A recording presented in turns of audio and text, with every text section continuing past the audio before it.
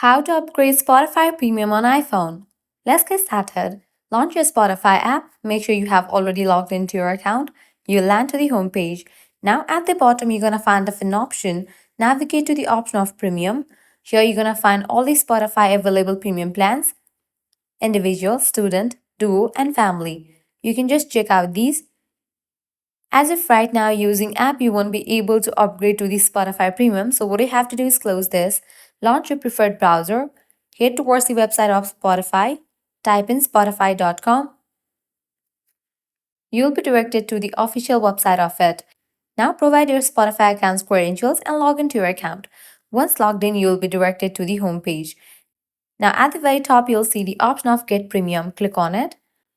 With that, different available plans will appear. Just scroll down and check out. Now go ahead and select the one that you want to use. I'm going to select individual.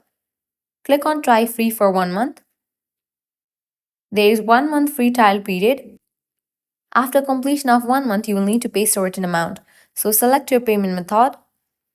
Update with your payment method.